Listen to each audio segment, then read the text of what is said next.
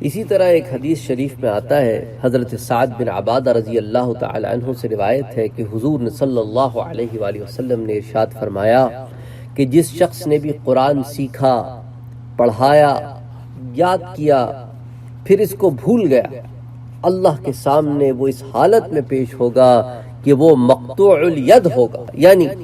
اس کا فائدہ علماء نے بیان کیا ہے کہ اجسام کا معنی مقطوع الید یعنی اس کا ہاتھ کٹا ہوا ہوگا۔ اور قاضی عیاض رحمۃ اللہ علیہ فرماتے ہیں کہ اس کے یہ معنی بھی آتے ہیں کہ اس کے دونوں ہاتھ جھڑے ہوئے ہوں گے،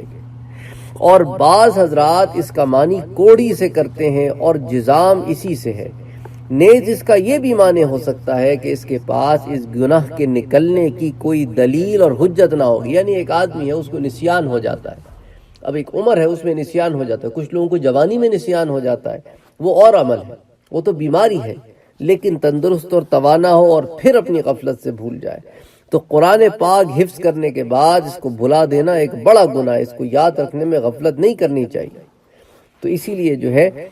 یہ حدیث آئی ہے تاکہ لوگ نہ صرف قرآن شریف یاد کریں بلکہ یاد کرنے کا اہتمام کریں، اس کو یاد رکھنے کا بھی اہتمام کریں۔ اس حدیث شریف کو امام ابو داؤد نے روایت کیا ہے، پھر اس کو امام احمد نے، اور اس کو اور دیگر کتب حدیث یعنی امام دارمی اور مجمع الزوائد میں بھی روایت کیا گیا ہے۔